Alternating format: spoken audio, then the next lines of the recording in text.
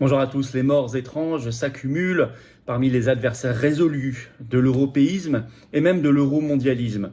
Même si c'est particulièrement marqué parmi les adversaires de l'Union européenne, de vrais adversaires, attention, et de l'euromondialisme en général, parce que ça frappe aussi les gens qui sont contre la guerre en Ukraine, contre l'OTAN, contre l'État profond américain, contre le traité pandémie de l'OMS, contre cette politique qui veut mettre la main sur nos libertés, sur la paix et sur notre souveraineté nationale, notre souveraineté de peuple.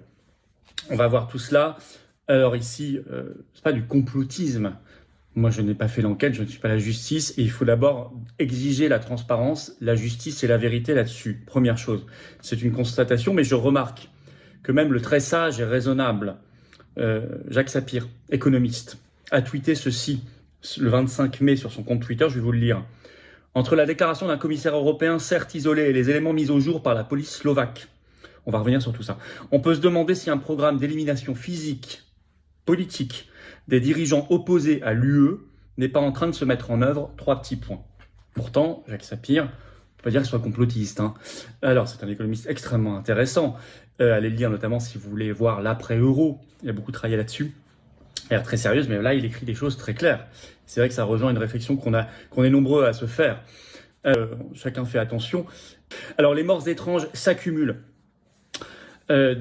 parmi les adversaires de l'Union européenne et du mondialisme. Alors, nouvelles affaires et nouveaux développements de l'affaire Fico, le Premier ministre slovaque, vous savez, victime d'un attentat par balle. Heureusement, il s'en est sorti, même s'il reste dans un état grave. Alors, en Italie, quelque chose de très important. En France, ils n'en ont pas du tout parlé, mais ils en parlent beaucoup en Italie. On le sait par le Corriere, ce 25 mai, le titre « Angelo Donato, retrouvé mort ». Il était le mari de l'eurodéputée italienne Francesca Donato. Alors c'est un architecte, lui-même avait été candidat à des élections récemment, je vais y revenir, et il a été retrouvé dans sa voiture avec du sang autour du cou et une sangle, suicidé d'après les premières conclusions de la police, mais vous allez voir que son épouse n'est pas du tout d'accord avec ça, et surtout son épouse très connue en Italie, l'eurodéputée Francesca Donato. Elle est très connue pour ses combats anti-européistes, anti-mondialistes. Je vais vous lire un premier extrait du Corriere. Elle s'est distinguée par des positions fortement eurosceptiques, opposées à la monnaie unique. Avec l'explosion du Covid, elle s'est déclarée non injectée et s'est opposée aux mesures restrictives et au pass sanitaire. En 2021, elle était à la Liga, elle quitte la Ligue, le parti de Salvini, parce qu'ils ne sont pas assez anti-covidistes et assez souverainistes selon elle. Et son mari avait également tenté une expérience politique. En 2022, je cite, il s'était présenté aux élections régionales en Sicile sur la liste des démocrates chrétiens, mais il n'avait pas été élu. Alors elle-même a dit, c'est rapporté dans la Corriere, que son mari ne s'est pas suicidé. Alors ça vient à un moment où vous avez eu le Premier ministre slovaque Fico qui avait été victime d'un attentat par balle, 5 balles tirées, il en a reçu 4, c'était le 14 mai dernier. Et il y a des développements dans l'enquête rapportés par le très sérieux Politico ce 23 mai. Pareil en France, c'est grand silence là-dessus. Le titre, le gouvernement Judas de Fico aurait dû soutenir l'Ukraine selon le suspect de la fusillade.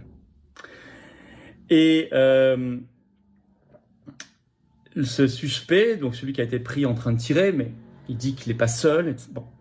En tout cas, il a dit ça, puis il est revenu. Enfin, c'est pas très clair. Il s'appelle Cintula. Et selon un nouveau document légal cité par Politico, on apprend ses motivations. Alors, je vais vous lire un extrait de Politico. Il a dit que ce qu'il voulait principalement, c'est que, je cite, l'aide militaire soit accordée à l'Ukraine. Et il considère le gouvernement actuel en Slovaquie comme un Judas envers l'Union européenne. Alors, il a décidé d'agir. Un témoin cité par le tribunal a affirmé avoir entendu Cintula dire des choses hostiles et nocive à propos de Fico et qu'il a été dérangé par la façon dont Fico agit envers la Russie et la Hongrie, qu'il a une bonne relation, avec eux. Donc on est vraiment là au cœur des sujets les plus importants de l'euromondialisme. Alors il faut ajouter ce qui vient de se produire également. Cette fois-ci, les menaces de mort de la part d'un commissaire européen contre un Premier ministre de Géorgie. Je vous en ai parlé récemment dans le dernier direct vendredi, de la part du commissaire européen à l'élargissement Oliver Varhelyi, et le premier ministre géorgien au téléphone parle d'un chantage et d'une horrible menace.